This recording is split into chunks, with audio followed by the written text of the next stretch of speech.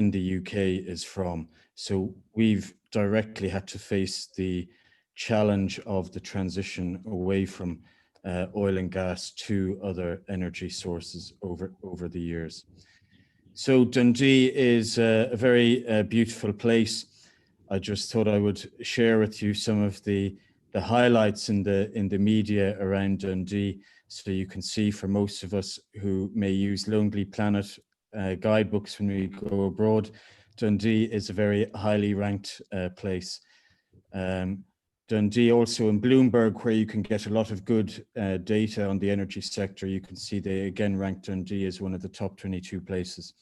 And again, the Wall Street Journal, looking for your energy business news, again, you can see very highly ranked. So when you're considering your next holiday post-COVID, you know, you can think of coming along to the universe, or coming along to Dundee, but thinking about spending your time, some time visiting us at the Centre for Energy, Petroleum, Mineral Law and Policy. And we have been around for 43 years, as I said, so considered sort of the global voice of energy law and policy. And that's why, let's say, that legal issue is what I want to get across when we think of the energy transition and we're thinking of this just transition. You know, we are really thinking about how law applies in this energy transition. And what we are thinking about is we do want a change. We don't want the energy sector to continue to develop as it is at the moment. We want to ensure that justice is at its core. So I want to briefly explain why this is happening, talk about the COVID-19 and the financial crisis, and then talk about the search for more justice. So we all know that the energy sector is, you know, big business, and we can see the figure there. 44 trillion will be spent in new energy investment by 2040. So if we are thinking about how do our economies rebound after this crisis, one of the key areas is ensuring that investment happens in the energy sector, and also investment continues to happen in the energy sector. And we see several signs of what's to come in terms of the energy sector. And I just want to point out a few examples recently, and these are from very recent reports from Bloomberg and the International Energy Agency. And they are that expenditure on low carbon energy sources, so we're talking about wind, solar, other renewable energy, hydro, nuclear energy, will exceed oil and gas expenditure next year. If we're thinking about borrowing costs, which is a huge impact in terms of what projects are built, we can see the latest figures that you will pay around 3% for project finance for low carbon energy, and it's much, much higher, even up to 20% for oil and gas, according to the latest report. So that shows you the risk profile that is attached to raising finance for these projects internationally. We can also see about coal. It's increasingly difficult to get insurance for your coal project, and obviously that will limit the number of coal projects being built. But an even bigger issue is around job growth. In the countries that have invested in green energy and developing their green energy, they have seen significant job growth. And you can think about the USA as an example of that. The USA has, I think, a statistic of for every one job that is created in oil, gas or coal, there are 10 jobs created in the green economy. And what did President Trump do when he saw those figures? Well, he said that the US Department of Labor should no longer collect those figures. So we are seeing change. Another reason we are seeing change is we can see after COVID, and we can even see this before, cities around the world are feeling the impact of climate change. And I just want to highlight one of the biggest cities in the world, Jakarta, with a greater population of 28 million people. Jakarta, it was announced last August, will be fully underwater by 2050. So that's 30 years left that the whole population of Jakarta has to shift to a new capital city for Indonesia. So we are talking about huge impacts of climate change, which are getting very, very real. And we can also see a big change in terms of international, what we can class as international law, the Paris COP21 agreement of 2015. And if we are to think of this as a very influential piece of international law, never before have so many countries signed an agreement so fast. So 188 countries had signed and ratified it into law in their own countries in the space of 3.5 years. So I just want to mention a few points about the virus and the resulting economic crisis. And we can see that this will have a big impact on the energy sector. And when we think of the energy transition, we can see that again, it will have a big impact on the energy transition. And what's going to happen? Well, after any crisis, people get more conservative and the companies will get more conservative as to what they invest in. So a lot of projects will be at risk. So for many projects, the risk profile will have increased because the financing costs will go up. So this is going to change what is built in the future. And I just want to give you the example I referred to it earlier. Low carbon energy projects will be seen as less risky. So if you have the finance available as an international investor, you are going to try and look globally for low carbon projects. And we can see a recent announcement by one of the world's biggest energy companies, BP. They, in response to this and the ongoing crisis, and let's say what's been happening over the last 4 or 5 years, they wrote off 17.5 billion in oil and gas assets. That is a huge amount to take off their balance sheet. So in thinking about this rise of justice, you know, this hasn't been just happening overnight. This has been happening for 4 to 5 years. And in some respects, it's been happening for a bit longer since the last financial crisis. But what are we talking about when we refer to justice? We're talking about having more fairness in society in this energy transition. We're talking about addressing issues of inequality.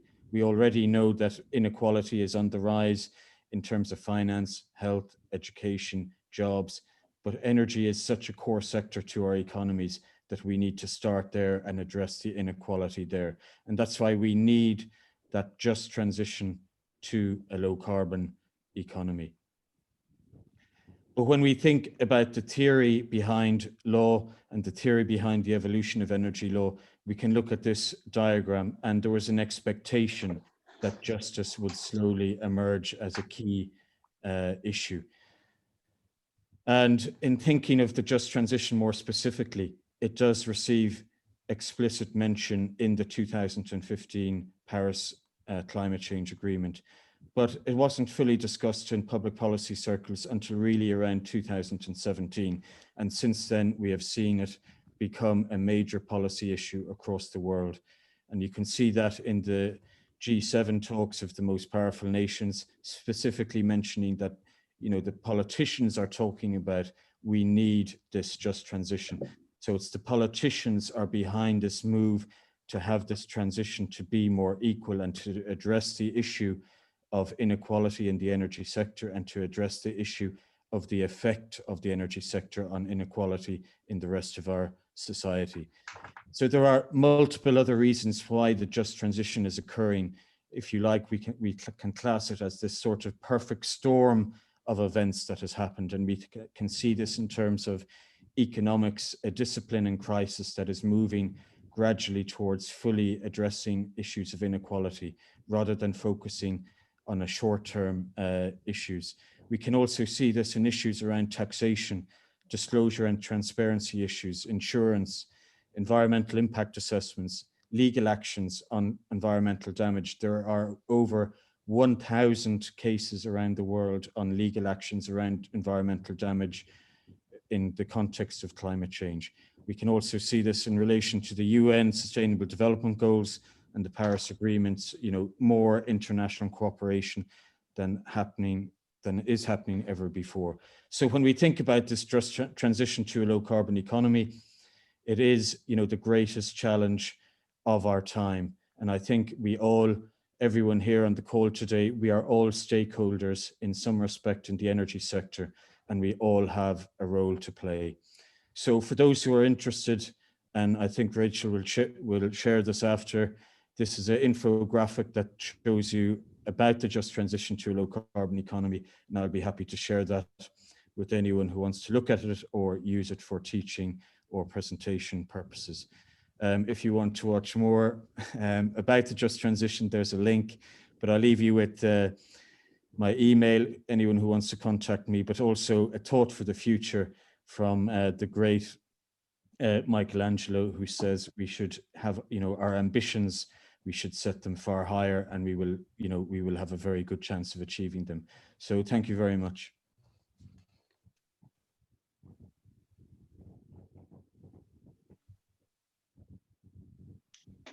Thank you. Thank you very much, Professor Heffron, for a very good presentation on a just transition. The first thing that I just wanted to say, as I've received a question from the audience, is the just transition sounds like a promise or a threat. What is your view on it? It sounds like a promissory. Yeah, like just the word just transition. So some people associate it with a very negative connotation. What is your view? Some people feel like it sounds like a threat, like, we need a just energy transition. What is your view on that? Well, I mean, it's about realizing the effect of the energy sector across society. And what we have to remember is that if we have a stable energy sector, we will have a stable economy. One of the biggest influencers of economic instability around the world are, unstable energy systems within a country.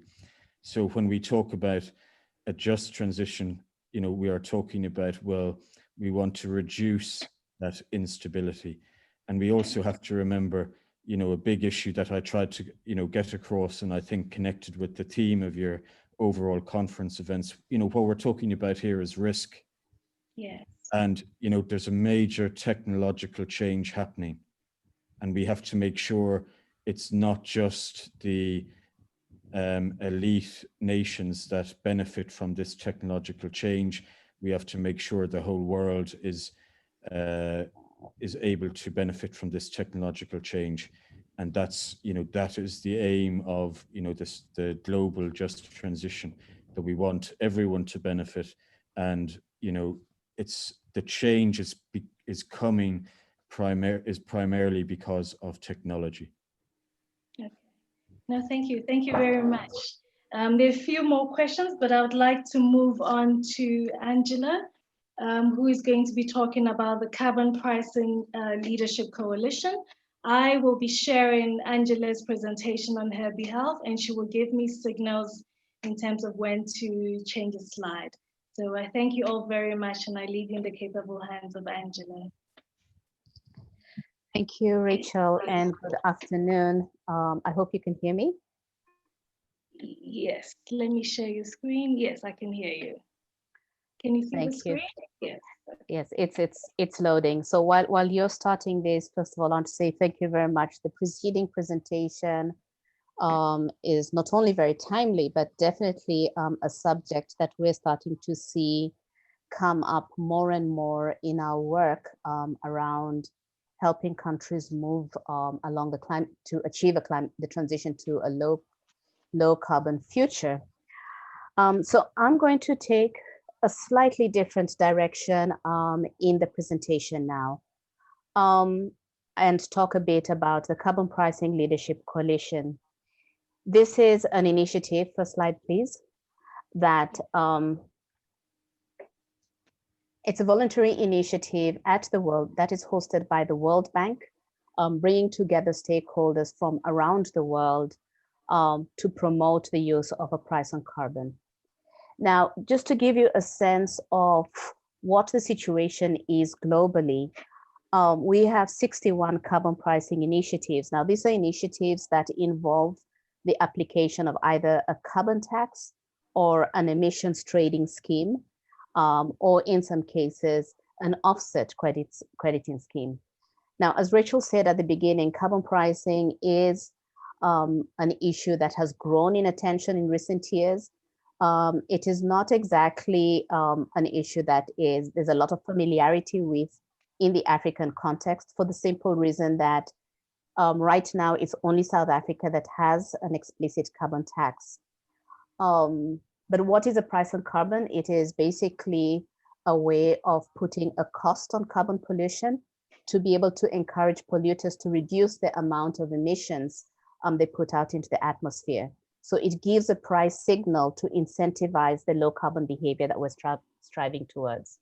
So presently we have 61 initiatives around the world, 31 of which are emissions trading schemes, and 30 are carbon taxes. And these cover 46 national and 32 subnational jurisdictions. So for example, of a subnational case is where you have in Canada, different schemes being applied across different provinces. Of the present schemes globally, these only cover 22% of global greenhouse gas emissions. Ideally, we should be striving for full coverage, but at present, we're at just under a quarter of global emissions. Now, one of the key things about the price on carbon is what it does.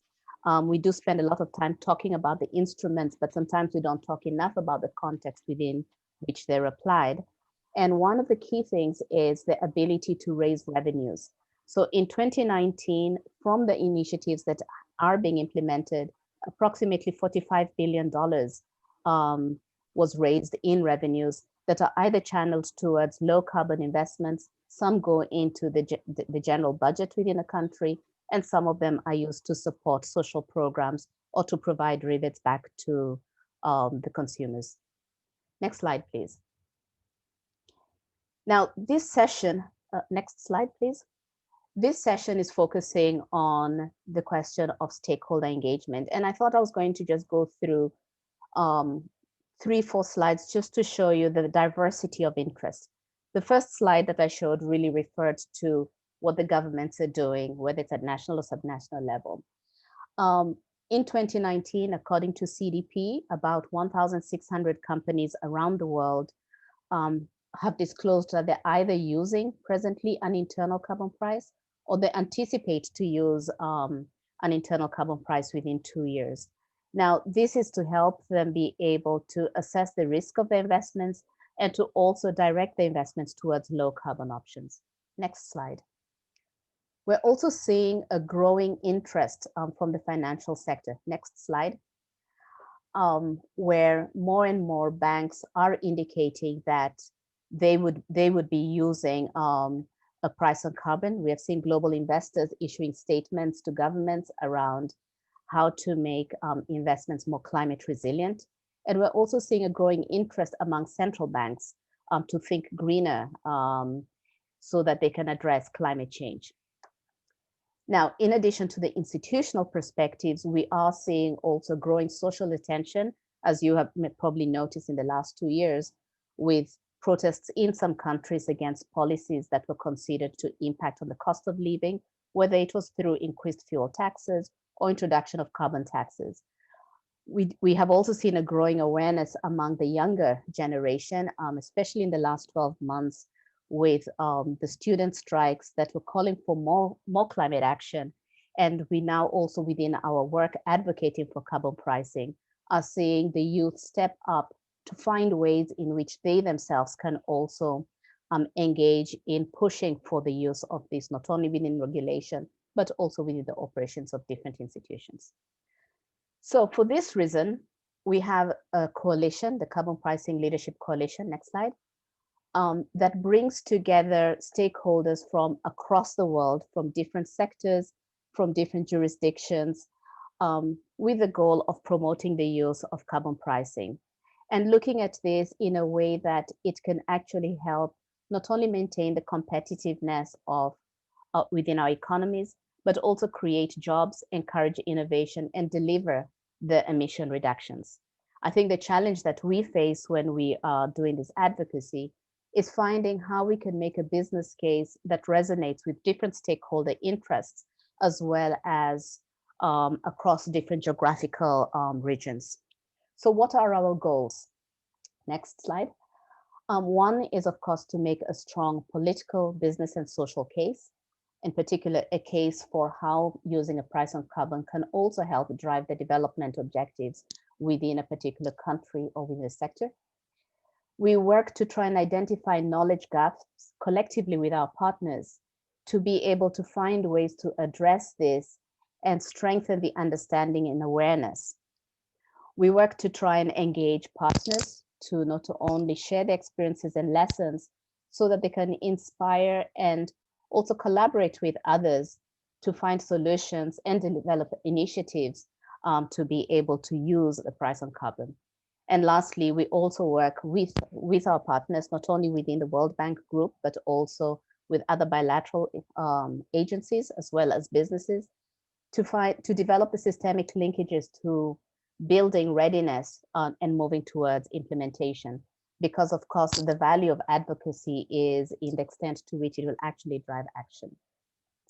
So just to give you a flavor of some of our focus areas, next slide, these are the 4 pillars of what we do. We try to foster stakeholder engagement. We try to build that evidence base, mobilize business support. And then a key to all of this is how we can effectively communicate these issues, especially to the broader public. When I think of South Africa, given that much of our audience is from there, much of the discussion around carbon pricing, not only with business as well as with the government, is how this will also contribute to the long-term decarbonization, which in the context of a country like South Africa has to be socially fair and just. So I will focus a little bit on how we engage companies. So next slide, please. Oh, sorry. We'll start, of course, with the stakeholder dialogues. We try to bring in the different, should I say, stakeholders to not only speak to each other, engage with each other.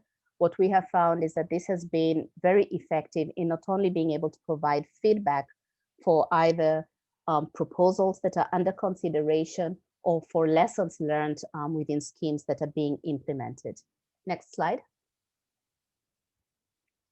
I think you're 2 slides behind, Rachel.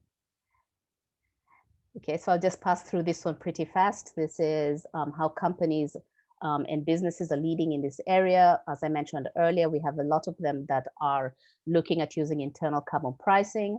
We have some of them that are involved in offset and crediting schemes, buying carbon credits to be able to use towards their decarbonization goals. Within the coalition, we have worked with these companies to share their experiences, not only within their countries, but also across regions, because we do find that collaboration at the sector level is also quite critical. We also work to strengthen the evidence base. This is just a snapshot of some of the reports that we have produced.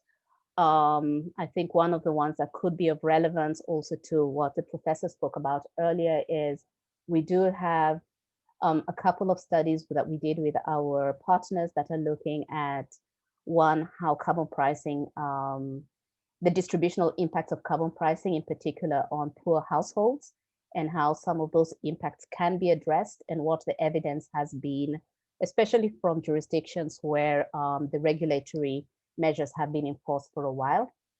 We also have had an industry-led study looking at the impact on the competitiveness and productivity of firms, which has also been an eye-opener for some industries, as well as also some policymakers, to understand where the opportunity to use carbon pricing and other policy levers to not only drive the low carbon investments, but also to drive innovation and find a way using some of the revenues to be able to address some of the social issues that come up as countries and regions strive towards decarbonizing. And as I said earlier, a key point of everything that we do, if you can please move 2 slides forward, is how we effectively communicate carbon pricing. And here we try to work across with all the different partners that we have, building on their lessons, working on their strengths, not only as advocates and as brokers of the message, to be able with the credibility that is needed to put forward a case to the different constituencies. And I think this is actually one of the things that we have found very effective, that it's very hard to advocate for some of these measures if you're not advocating with those who have the experiences of the reality of their application. Lastly, I'll just highlight a few key issues that we are working with and that we are focusing on. One is expanding coverage through new and expanded initiatives. Next slide, please. Trying to engage stakeholders in different parts of the world where there is a potential to use either explicit carbon pricing or implicit pricing in the form of whether it is energy taxes or technology standards, but using this as incentives that would drive the low carbon transition. We are also looking to work with those who are already using a price on carbon to see how do you deepen the impact of the measures that they're already using, either through stronger carbon prices, raising the price, or raising the scope of the application of the pricing, and what could be learned out of that.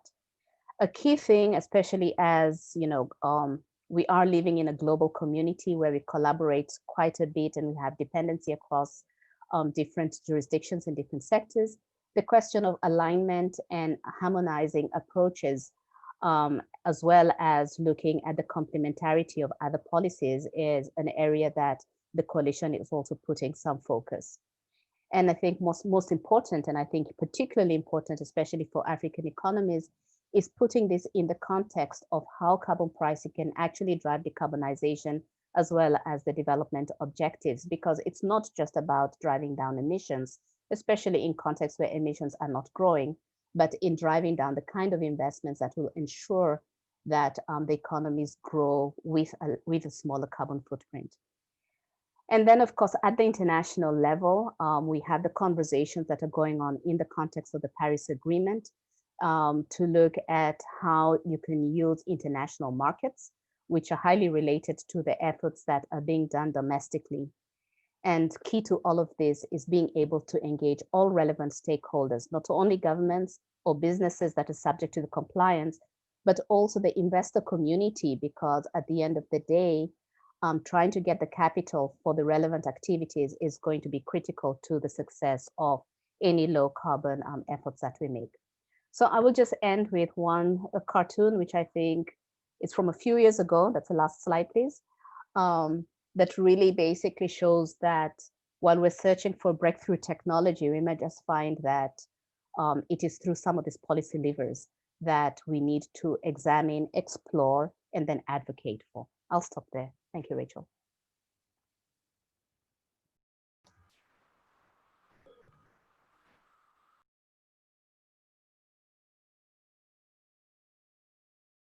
Thank you very much, Angela, for a fantastic presentation. I would like to move on to the next speaker, Tracy Davis, who is the Non-Executive Director of Just Share. We'll come back to Angela with questions after we've spoken to Tracy. So please all stay tuned. Thank you very much again. Hi, Tracy. Thanks, Rachel. Executive Director, not non-executive director, just to clarify. My apologies, Executive Director. Yeah. No problem. No, I'll just be talking. I don't have a presentation, and I will not take up more than about 15 minutes of your time before the question and answer session, because I can see that there are lots of questions coming through. So I am the Executive Director of Just Share, which is a shareholder activism NGO based in Cape Town in South Africa. And we believe that responsible investment is one of the key factors in creating a more just and inclusive economy. And climate change, and in particular, the material financial risks posed by climate change, is a core focus of our work, because it should be, but unfortunately for most still is not, the preeminent concern for institutional investors, in other words, asset managers, asset owners, including pension funds, etc. So I'm just very briefly going to talk about give you a very high level definition of what responsible investment and shareholder activism are. I'm not sure the extent to which this audience is familiar with those concepts. So responsible investment means making investment decisions with a focus not simply on short-term financial gains, but on long-term value creation. It involves an investment approach that integrates environmental, social, and governance factors into financial analysis and decision-making. In other words, it's premised on the belief that the concept of value in the investment system must extend beyond financial returns to encompass the impacts of a company's operations on the environment within which it operates, and also the people who work for it and who are affected by it. And shareholder activism refers to the way in which shareholders in a company can exercise their rights as partial owners of that company to influence management to behave in a particular way. And those steps can range from engaging with management in private to the use of shareholder resolutions and litigation to force changes in company behavior. So it's important to note that our work focuses on listed or public companies which have a broad shareholder base, and on the institutional investors who hold shares in those companies. So as many of you are no doubt aware, there's been a dramatic increase over the last couple of decades in responsible investing, which is generally measured by quantifying the amount of assets under management which have some kind of ESG mandate. In other words, the funds which claim to integrate environmental, social, and governance factors into their investment decision-making processes. So while this is obviously a good thing, and there are many institutional investors and fund managers who take this very seriously and do it very well, there are also many others who use it as a PR or greenwashing exercise, and for whom at the end of the day, it doesn't really make any material difference to the nature of their investments or the behavior and impacts of the companies that they're invested in. So in very simple terms, what we do is we demonstrate the discrepancies between what investee companies are saying and what they are doing, and why that poses a material financial risk to their shareholders, as well as social and environmental risks. And then we try to catalyze interaction between investors and the companies they're invested in to close that gap between words and actions. And this can also apply to institutional investors themselves, those who use claims about their sustainability credentials to attract business, but then who don't actually implement the actions which their words imply. Probably the best known example of this in recent times is BlackRock. I'm sure you're all familiar with BlackRock, the world's largest asset manager. And for many years, shareholder activists and climate activists had been pointing out the discrepancies between BlackRock's public claims to care about sustainability and climate change and its actions, which did not back this up. For example, it was consistently voting against shareholder resolutions on climate change at the fossil fuel companies and financial institutions in which it was invested. And so sustained pressure from activists played a big role in BlackRock's announcements earlier this year that it would divest from certain fossil fuel thermal coal companies, and that it would up its game on engagement around climate risk. It's not a perfect result, but it is progress.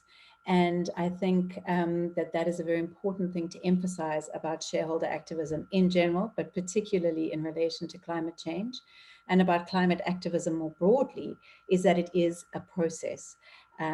Especially in very conservative markets like South Africa, we have to build on small increments of progress year after year, with the ultimate aim that we bring investors on board in understanding the social and environmental, as well as the financial benefits of companies behaving in ways that genuinely benefit society.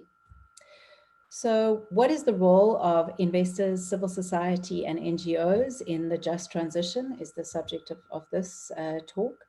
And in relation to this work, I don't need to obviously explain what the just transition means, as that's been done already, but what I do want to emphasize is the concept of a transition. So what we encounter all the time in our work in South Africa, and I'm sure that this happens elsewhere as well, is a very strong knee-jerk reaction which says our economy is reliant on fossil fuels. We can't just close down all the coal mines tomorrow, and hundreds of thousands of people are employed by these industries, and we'll destroy our economy if we mess with this. The concept of the just transition does not imply shutting down the fossil fuel industry tomorrow. And of course, in Africa, this problem is compounded by the fact that African countries have not contributed to climate change, and many of them have also not developed their fossil fuel resources in the way that other countries have done. So it is a complicated question. but the key fundamental premise is that it is a process and that we have to start planning for and implementing those plans in a phased and managed and ordered way in order to avoid a seriously traumatic and devastating impact of the transition when we're forced to do it, which we will be forced to do. So climate change is a complex global problem which requires fundamental changes in how we operate as a civilization. And as such, there are many different role players that are required to drive those changes: scientists, academic institutions, policy institutes, governments, intergovernmental bodies, development finance institutions, etc. Most people are aware of the UN processes and the Paris Agreement and the intergovernmental negotiations that go on every year around emission reduction targets. But perhaps what is less well known is another of the main objectives of the Paris Agreement, and that is to make finance flows compatible with the transition to a low carbon economy. Essentially what this means is that we need a managed phase out of financing for fossil fuels, an end to the financing of new fossil fuel projects, and a massive increase in funding for renewable energy and low carbon and other green infrastructure. And this imperative is now even more urgent in the face of what we need to do to recover from the impacts of the global coronavirus pandemic. If we use the excuse of the pandemic as a reason to focus stimulus packages on entrenching fossil fuel habits of the past, we will miss the window of opportunity we have, hopefully still, for achieving the goals of the Paris Agreement. And there are huge opportunities in the green stimulus, which certainly for a country like South Africa makes sense for all sorts of reasons, including mitigating our acute trade vulnerability, growing our economic competitiveness, and building resilience for future shocks. So climate change related shareholder activism and also climate activism more broadly has for most of its life over the past couple of decades focused most comprehensively on the fossil fuel companies themselves, which is of course essential. But there's a growing realization and growing pressure on the financial institutions which provide capital to the fossil fuel industry to show how they are thinking about and planning for the just transition to a low carbon economy. And so the role of investors is a crucial one because they are the ones who can most exert influence on listed companies and financial institutions to make those strategic changes. And the role of civil society in this space, again, is to raise awareness of discrepancies between words and actions and help investors to understand that this is not just a government problem with only a government solution. The concept that people like Mark Carney, the former governor of the Bank of England, and Michael Bloomberg have been trying to convey for many years is that climate change poses a material financial risk to the global economy. In a paper, in an article in The Guardian recently, a number of Reserve Bank governors, including Mark Carney, said that this crisis offers us, in other words, the pandemic, a once-in-a-lifetime opportunity to rebuild our economy in order to withstand the next shock coming our way, climate breakdown. Unless we act now, the climate crisis will be tomorrow's central scenario, and unlike COVID-19, no one will be able to self-isolate from it. To meet the goals of the Paris Agreement requires a whole economy transition. Every business, bank, and financial institution will need to adapt. And so investors and companies and financial institutions have enormous amounts of power and the resources to lead this transition instead of hiding behind the skirts of governments which look less and less able to deliver it. But many investors, companies, and financial institutions, like all of us, are entrenched in habits of the past, and many have significant interests in making sure that the transition happens as slowly as possible. And so that's possibly the key and most important role of civil society in this space, not just shareholder activism, but climate activism more broadly, to emphasize how urgent it is that we take this action and to break through that inertia and force people to act instead of just talking about acting at some distant point in the future. So as shareholder activists, we're often viewed and accused of being confrontational, controversial, or even very hostile. But as we've seen across the globe in recent weeks, sometimes the only way to change things is to call out the vested interests who are holding us hostage and preventing us from moving towards a more inclusive, resilient, and sustainable future. Thank you.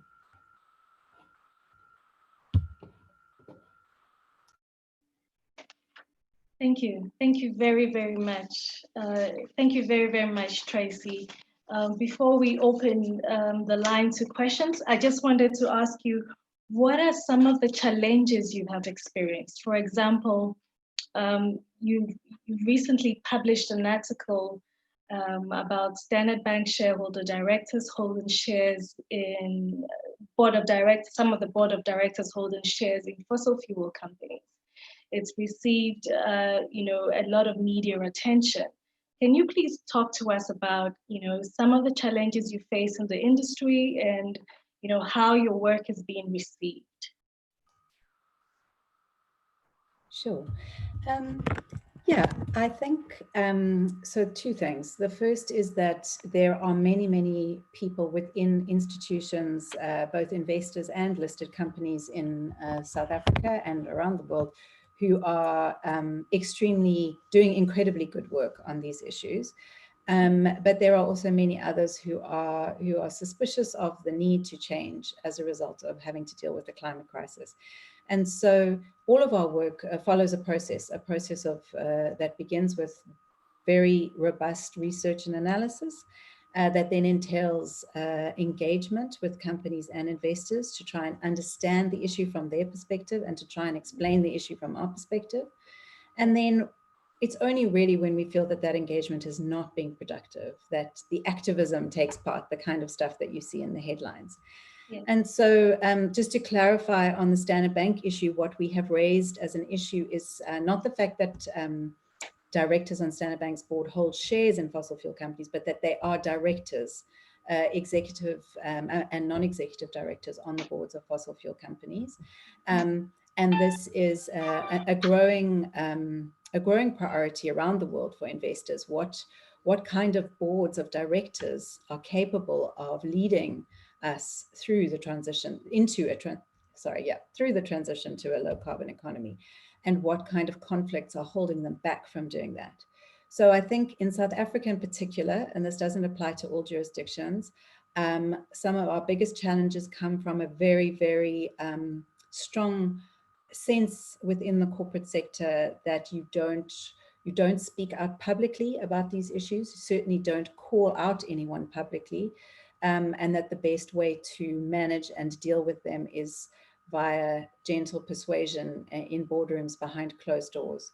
And whilst there may be a lot of value to that, and it's a strategy that we use ourselves, there does come a point where that just isn't enough anymore. And so I think we are dealing, the biggest challenge is the idea, or the very strongly held idea within the South African investment community, that you can achieve much more behind closed doors than you can with any public campaign.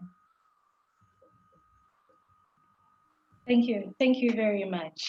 My last question before we open as well, how do you see shareholder activism in Africa? I mean, globally, it's been growing quite a bit. We've seen, climate change being driven by a lot of NGOs and investors and all of that. But in Africa, I mean, where do you really see it going? It's difficult to say, and I think we're not particularly well connected as a continent with each other in terms of shareholder activism. But I think that needs to change. I also think that one of the things that's happened is that there are a lot of big institutional investors that hold shares in African companies or in companies that operate in Africa, but Africa tends not to be noticed or paid any attention to by, particularly European and American investors. So that certainly has to change. I mean, asset managers like BlackRock, which hold significant shares in every listed company on the planet, know very little about their African investments or what their impacts are. So I hope that, as you said, it's a very new field in Africa, but I hope to see it growing substantially in the future, and particularly as this essential need to tackle climate change gets more and more urgent. Fantastic. Thank you very much. Ladies and gentlemen, thank you very much. If you've just joined us, welcome to the webinar where we discuss the role of civil society, investors, and non-governmental organizations.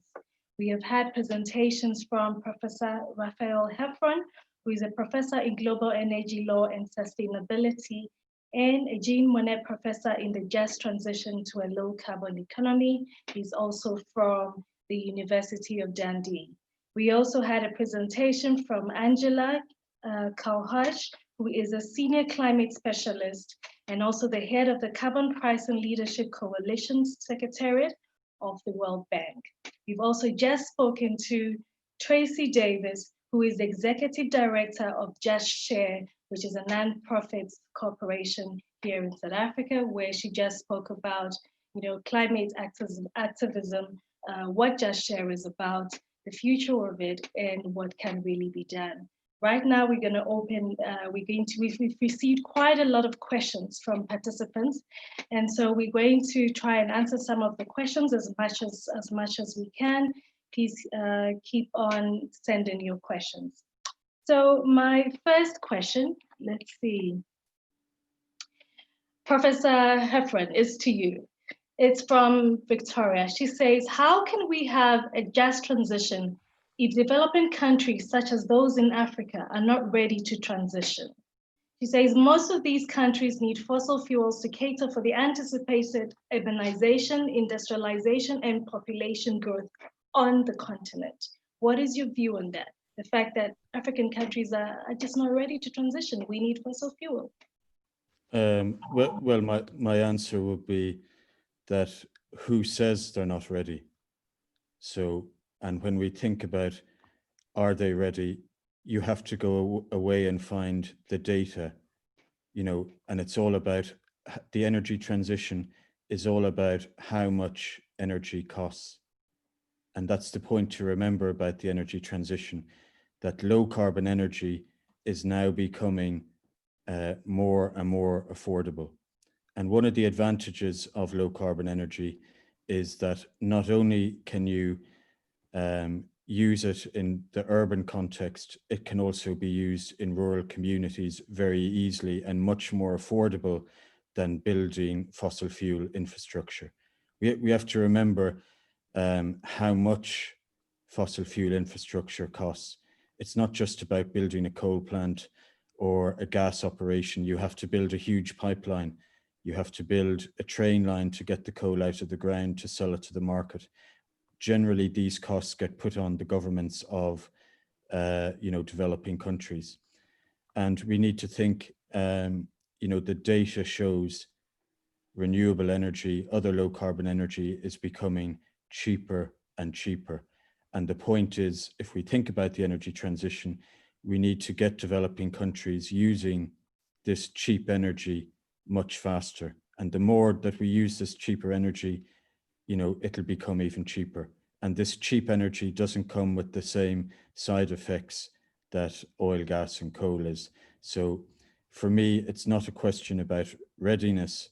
It's a question about budget and the question about supply and demand. Fantastic.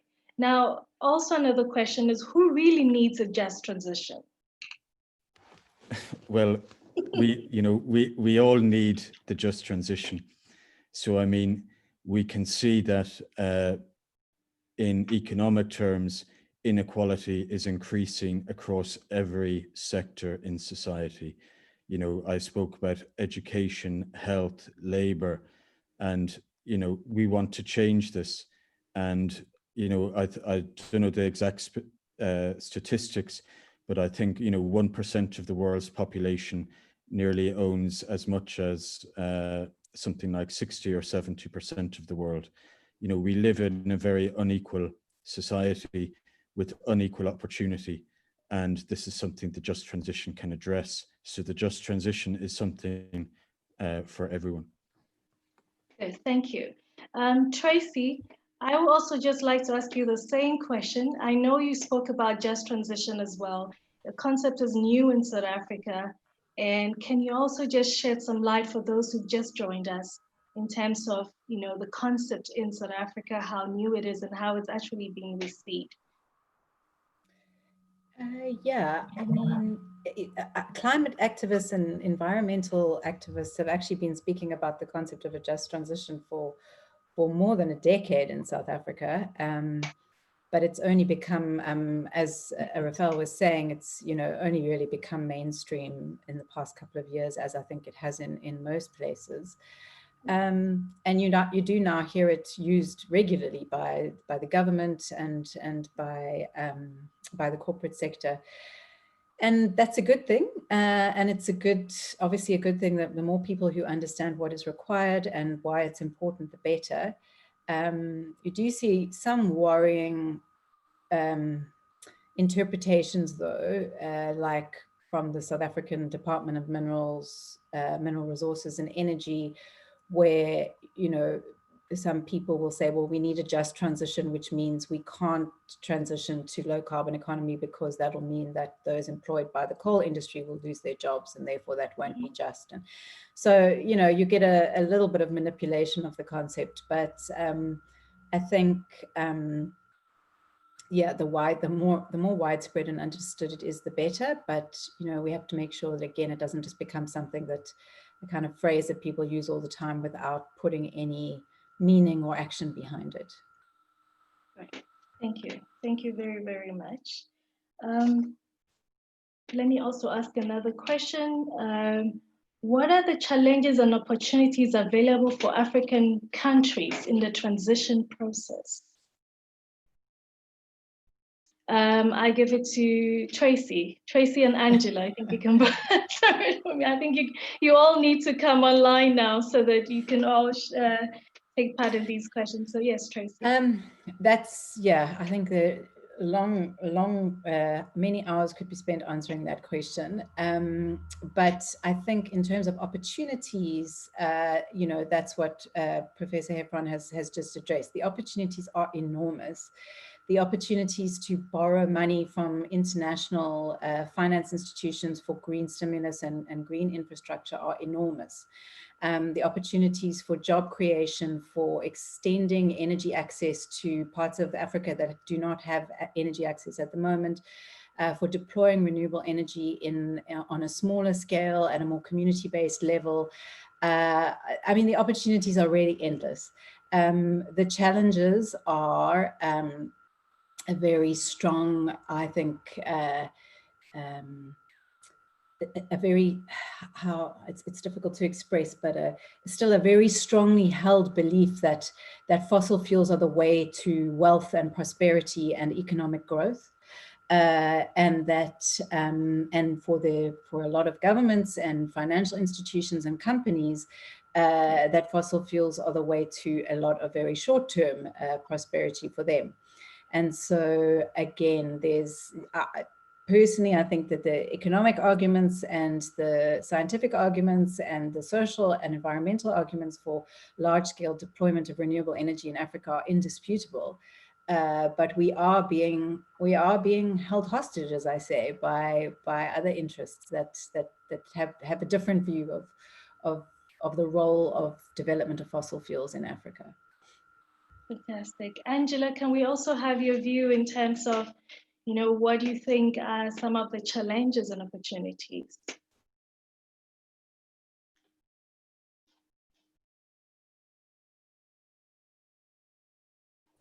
Okay. Sorry, I was a bit delayed trying to unmute myself. Okay. I think one of the challenges right now has to do with getting some of the investment costs. What we have started some work actually with South African businesses trying to look at what the just transition and what our contribution from the perspective of looking at some of these carbon pricing policies could be. And a lot of what we hear back from them is if they have to, for example, repurpose infrastructure, trying to access the necessary capital to do that, bringing in, you know, changing the mindset, not only from the investor side, but also from the side of the regulators that would allow them to, that would enable them to actually look for new options. There's of course always the challenge that when you're looking at the transition process, that even if you're creating jobs, for example, in a clean energy sector, it may not necessarily be jobs for those who will lose the opportunities from the more polluting sectors. and how you actually then try to address the needs of parts of the population who may not be able to benefit. So there is, of course, a major mindset perspective. I think there is need to have more knowledge on where this has worked and how to actually approach the process. And I think somebody, maybe it was Tracy who said this earlier about not having as much involvement of the broader public in some of the decisions, which means that sometimes it's hard then to convince people to embrace change if they have not been part of the process of understanding the need for change. And this has also been one of the challenges we have found when you're looking at introducing carbon pricing policies and measures in some jurisdictions. Fantastic. Angela, while we're still on it with you, someone is asking Zua, how do you develop the most suitable carbon pricing mechanisms in the African context? So as I mentioned when I was making the presentation, we have been looking at the opportunities in different countries. And at the end of the day, when you are looking to introduce any type of policy, one has to look at how it resonates with the priorities and also the institutional context. What we have found is that if you do talk about, for example, a carbon tax, administratively, this would be much easier to introduce in an African context because the infrastructure for taxation would be more or less the same. However, the question is whether the emission space would be sufficient, given that in many of the African countries, emissions are pretty low. Many countries have been looking to engage in offset markets, more from the supply point of view than in terms of demanding those credits. So there is an opportunity there. We are also seeing more interest on the business side, more than even on the public sector side. I think the recent figures, at least I saw for South African industry, was about 65% of the companies are using an internal carbon price or planning to do so, which is pretty high and does show that they are already thinking about how it could be introduced. So what is most suitable for Africa? It all depends. It depends on the context of the economy that one is looking at. It also depends on what the ultimate objective for introducing it. If it's been introduced as a fiscal measure to generate revenue, then you probably find more consideration going towards a tax. But then the question is whether it would be an upstream tax or whether it would be applied for the downstream and what the impact it would have on the society. So I would say it depends. Okay. And also, I'd just like to ask, why is carbon tax so unpopular? I will ask you, and then also Professor Heffron, if you can comment on that as well for us, Angela. You know, why is it so unpopular and what can be done about it? I mean, not many people really know about it. I think the problem lies in the word tax. I am yet to find anyone who will say they love taxes. And part of it, I think, goes also to understanding the purpose of the tax. And when we have been discussing with, should I say, community groups and broader population, the question is always, what's in it for me? Is it just generating money for the government? Is it actually going to be used for the purpose that we say we're putting it there for? So I think one of the challenges has been because of the inability to relate the instrument to the actual objective or the result that it actually drives. And this is actually the reason why we are putting a lot more emphasis in looking at how do we communicate it. If we communicate it only from the perspective of something that is perceived as punitive, that is perceived as limiting opportunity, as being an obstacle, then it definitely will not get the traction within the broader, should I say, public, or even within the private sector, who, of course, usually on the front line of being compliant. However, when it is linked to the direct benefit, how it will actually lead to revenues being generated that are invested for a particular purpose, that does actually improve the ability to get people to respond to it. But I think part of it has been because it has been kept as an issue discussed more in technical terms without a direct relation to the broader social benefit. Fantastic, thank you. Professor Heffron? Yes, I would agree with the comments made by Angela. I think tax is viewed very negatively, and if you remember that, there are only two things certain in life, and one is death, and one is taxes. So both are unpopular, let's say, activities to engage in life. So I think in a way, as Angela was saying, taxes, maybe we should see other ways of sort of putting a tax on carbon. I think we need to be more inventive in policy terms. Fantastic. Tracy, you were smiling. Do you have something to add on? No, I agree. I was just smiling at the tax part. All right. And no. I think that idea that it's punitive is a big barrier, especially for companies. I think they see it as an unfair punishment, which is unfortunate, because it's a very fair punishment. Yeah.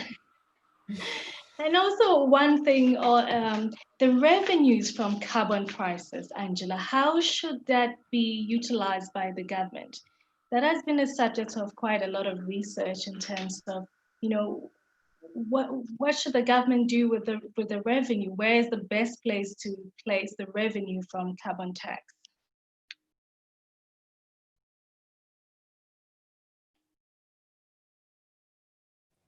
Sorry, there we go.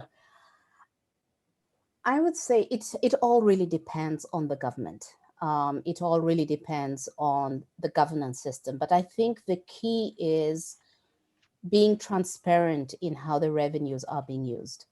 If you look to, for example, in Canada, they have the revenues generated through the backstop system are used, are provided back to households, because that's a system that works there. In Argentina, some of this is being used towards a national housing fund or transport infrastructure trust. Yeah. In California, they have invested some within the renewable energy programs. They've invested in affordable housing. And then you have countries like Sweden that have taken the revenues back into the national budget. However, the climate strategies are mainstreamed into the national plan, which means that they will still find their way, those resources will still find a way into the broader context of making the economy more low carbon and resilient. So I think it all depends very much on the particular jurisdiction and whether they are putting in place a carbon price mainly as a fiscal instrument to generate resources, or whether they're putting it as a signal to start moving investments towards the more lower carbon options. But I think a key to all of this is trying to connect the dots between the policy measure that is being considered and how it will actually achieve the bigger objective that is touted as part of the reason to actually put it in place. Great, thank you very much. I think there was another question which I've missed, but I'll just go to Tracy and come back to you, Angela. Tracy, someone wants to know, do you have any examples of companies leading their field in terms of responsible investments and the learning from it, especially in South Africa and Africa? So in terms of institutional investors, yes. Yeah, I think that there are, I mean, there are lots of examples in Europe and America.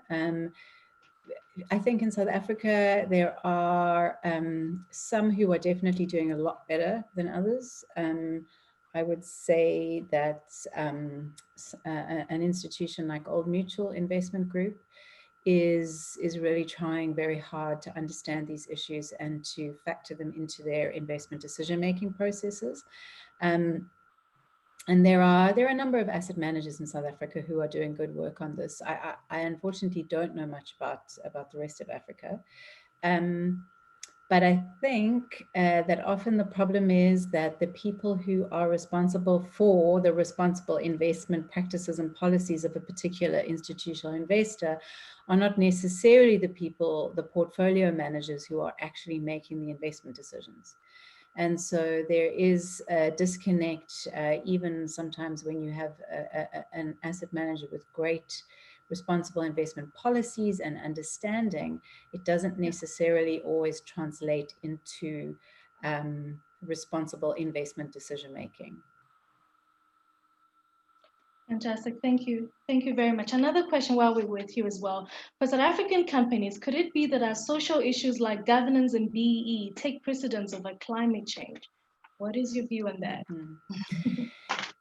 Yeah, I mean, that's a great question. And so a two-part answer. The first part is yes, absolutely. There is a strong sense that climate change is something for the West to deal with, because in Africa and in South Africa, I can't really speak for the whole of Africa, but in South Africa, we have so many other big problems.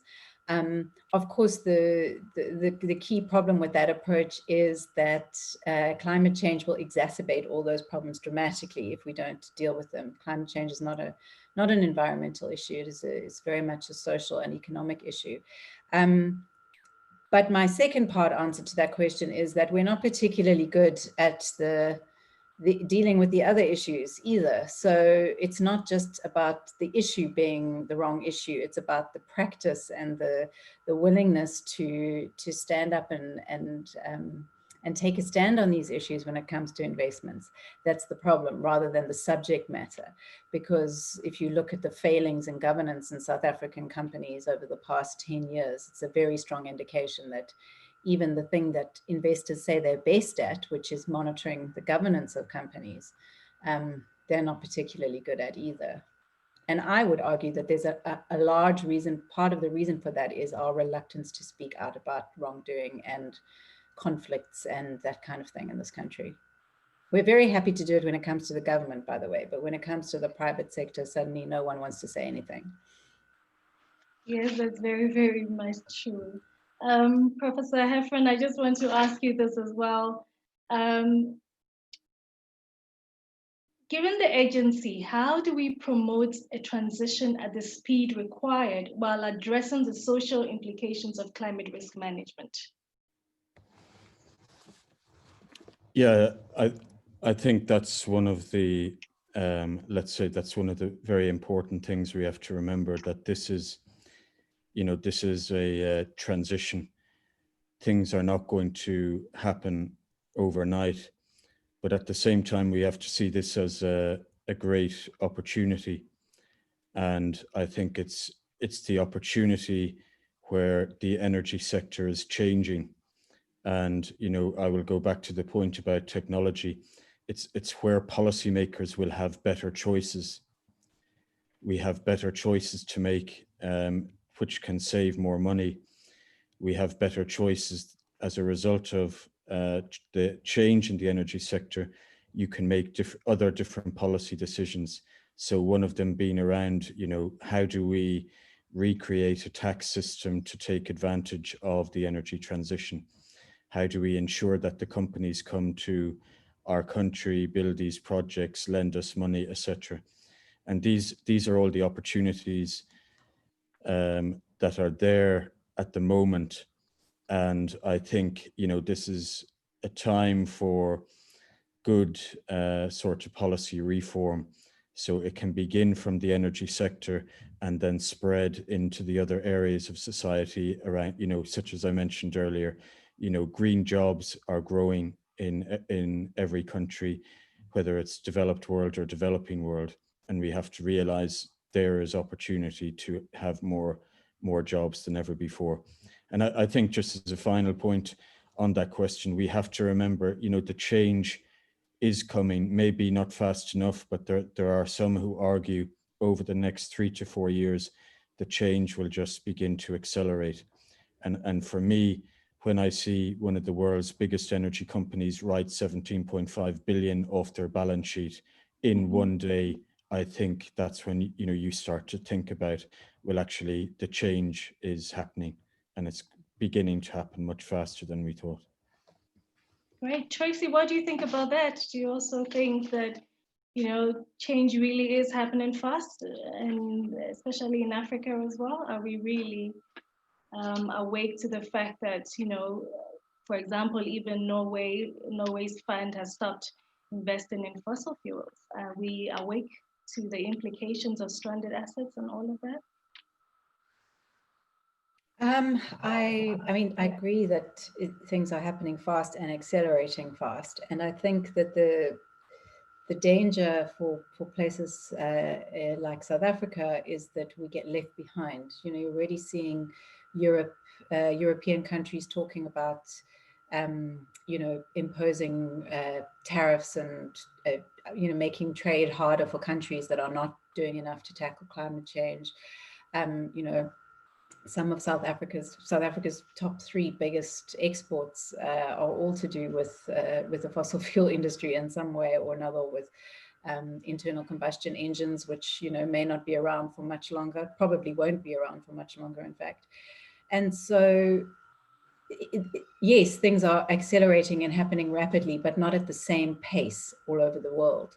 And if we don't get to grips with that and grab the opportunities now, we're going to be left behind, you know, and again, I don't speak for the whole of Africa. I speak for what I know of South Africa.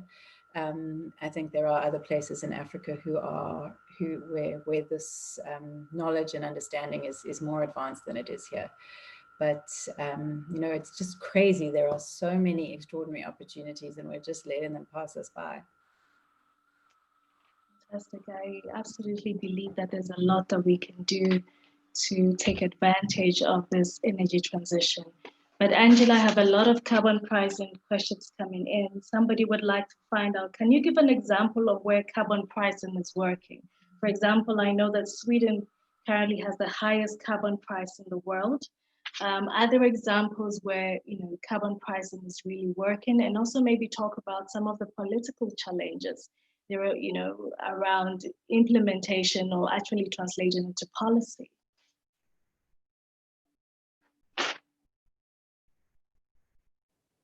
So Sweden, of course, is one of those jurisdictions that has had a price on carbon longest. And I'm actually speaking to you from Stockholm right now, where I think the broader awareness around measures such as the fuel tax, such as, of course, the carbon tax, the use of the ETS is pretty high among the broad population.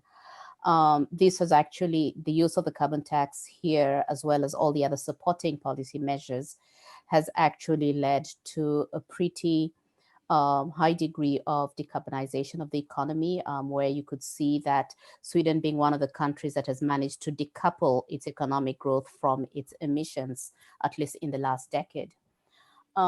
We have seen the price working pretty well in jurisdictions such as British Columbia and in California. And now more recently, we're starting, of course, we're still in the early years of looking at the experiences in countries like Chile and Colombia, that both have a carbon tax. In Chile, it's actually a tax specifically on the emissions.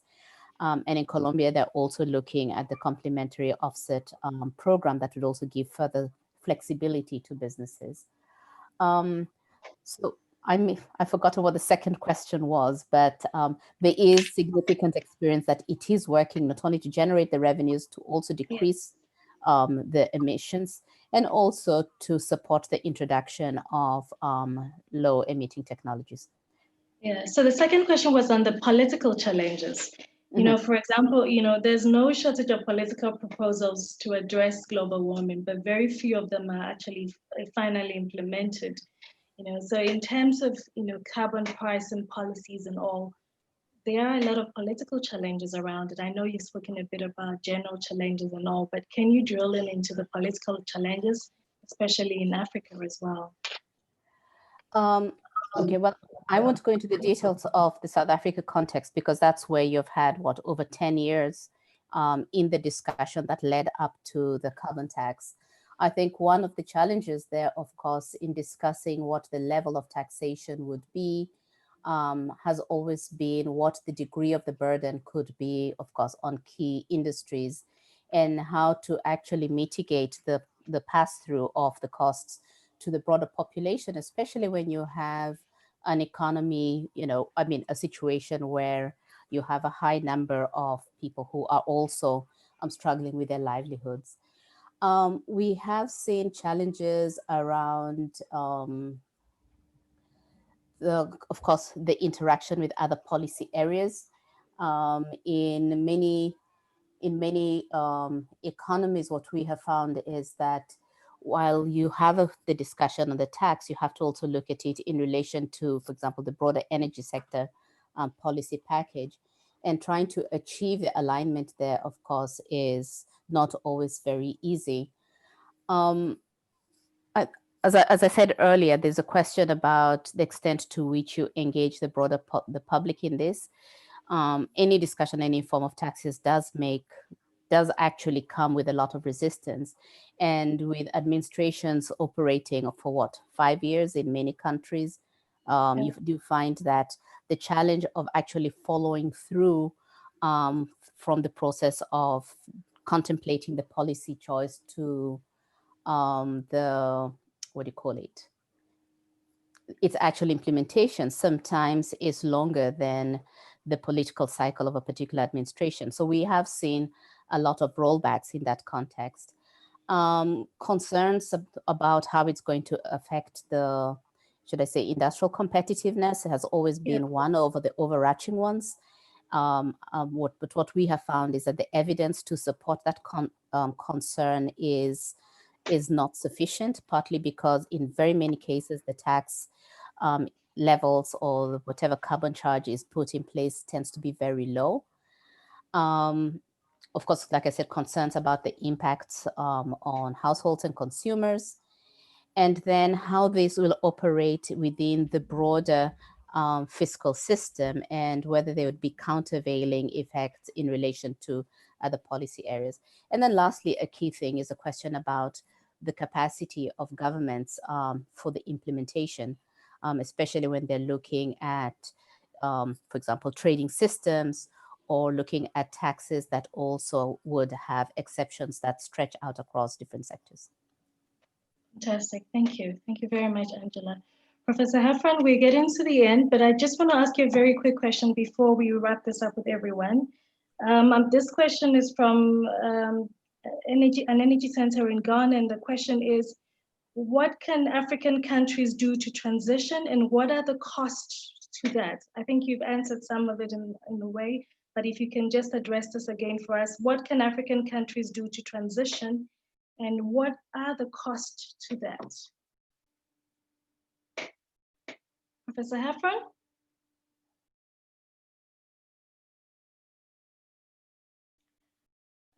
I think we have lost him, unfortunately. I don't know what is going on. So maybe, Tracy, if you can take that question for me. Hi, Tracy. Hi, I'm here. Sorry, I'm just trying to reconnect. It's okay. Yeah. Will you just read the question again, Rachel? So the question is, sorry. What can African countries do to transition, and what are the costs to that? Professor Heffron is back. He's definitely a better person to answer this question than me. Okay, Professor Heffron, we lost you there a bit. There was a technical issue, I think. Can you unmute? Let me ask you to, yes, perfect. So we have a question for you. What can African countries do to transition, and what are the costs to that? Well, I think the first thing about beginning the transition, or some countries are already on the transition, the first is to reflect on the current energy mix. And it's about thinking about the question of what do they want to be built next. And it's about fully costing energy projects. And I think if we cost energy projects fairly and comprehensively, then we will see that low carbon energy has a definite role. A second issue is about ensuring that the the energy system is open to investment, and ensuring that there's a whole range of incentives to attract that investment. And by incentives, I mean not just incentives for international organizations, but also incentives for local, national companies and also local companies. Remember, it's not just about tackling energy from an urban point of view, but it's also about rural development. So it's about, to me, two of the key things revolve around ensuring that energy is costed fairly. So, because I believe in many countries, we have a perception, whether it be developed world or developing world, we have a perception that, let's say, coal projects are cheap. And I think we can see last year in Kenya, a coal project was rejected because today we live in a data society. There is more and more data than ever before. We are all guilty of putting up more and more data online every day. People have multiple, Twitter, Facebook, LinkedIn accounts, and we have access to a huge amount of data, and we are able to tell more how these projects are costed. So I would encourage anyone thinking about project costing to have a look at that judgment in Kenya, to have a look about how that project was costed by the project developers as opposed to local NGOs in Kenya. And I think the second point, I mean, it's a challenge every country faces, not, developed or developing world. We all want investment. So I think we all need to consider, where do we want that investment? And remember, going back to my earlier point, I mean, energy is an absolutely crucial sector if we want economic stability. So we should be thinking, that's to me where we should start on the energy transition. Fantastic, thank you very much. Now we are nearing the end of this, but we want to hear last words from all our speakers in terms of, what they've presented and what they would like to leave viewers on to digest, if I can use that word, and also help to carry on further discussions on climate change and energy transition. So Professor Heffron, would you take that first? And then we can have Angela, and then we can have Tracy. Yeah, I think when we think of the just transition, what we are thinking about is, do we want the same economic growth that we had before? We don't have to grow at rates of 10%, 15%. What we have to think is, we want economic growth that includes more of the population than it did before. And when we think about energy, we want to make sure that we aren't just thinking, what is the impact of building lots of energy? What we want to be thinking is, well, what are the socio-economic impacts? What are the environmental impacts? Because years later, 10, 15, 20 years later, we can already see the environmental damage, which actually ends up costing a lot more. And this is what we're talking about when we think of a just energy transition. And I would say, finally, it is a transition. And, we can't expect change immediately overnight. But what we can think about is all of the opportunities. So we may have to continue doing some different types of businesses, but there are huge opportunities, and no country, wherever it is in the world, should be left behind from exploiting some of those new opportunities that the energy transition brings. Thank you. Fantastic. Thank you very, very much, Professor Heffron. We're going to Angela, your last words for our viewers. Thank you. And as I mentioned, one of the challenges for us is when we talk about policies and measures in the context of the climate transition is really making sure they resonate with the context. And as the professor just said, the climate transition has to be inclusive. So a just transition means that we're looking at a transition that is inclusive and relates, of course, to the interests and the welfare of everyone, regardless whether talking about civil society, business, or governments. Then the same then also applies to the consideration and design of policies and measures to support that inclusion, and putting a price on carbon, which is known to be an effective way of giving incentives to drive change, should also be considered from a perspective of all stakeholder interests and designed in a way that ensures that the benefits are inclusive and applicable to all. So I think given that we started this conversation about talking about the role of investors and civil society and government, I really liked the quote at the beginning by one of the speakers that says that this is not just a government problem that requires a government solution. This is a societal problem that requires a societal solution. And the same goes for everything that we put in place to help address it. Fantastic. Thank you. Thank you very much, Angela. We come to you, Tracy. Last words for our viewers. Thanks, Orb. I mean, completely echo and emphasize what both my fellow speakers have said, and just to say that, you know, we need to stop thinking of climate change and climate change activists as an environmental problem or a problem that only a bunch of lobby groups who want certain things, you know, care about and are working towards. It's something we should all be climate change lobbyists. We should all be just transition lobbyists. And we just have already seen with what's happened with the coronavirus pandemic over the past 4 months, how these systemic problems that are caused by our over-exploitation of the planet and our failure to limit our desires for more and more stuff can impact each and every one of us in our daily lives. And climate change will be a much bigger and much harder problem to solve if we don't start tackling it now. Thank you all very, very much. And thank you to listeners as well. We've come to the end of today's webinar. And I don't think I can add any more words to the fantastic messages that you've received. Climate change indeed is a collective action. It is a market failure. And we all need to be able to, you know, take responsibility and accountability for us, engage where we can, and also ensure that we are able to transition in a just way, if I could say that.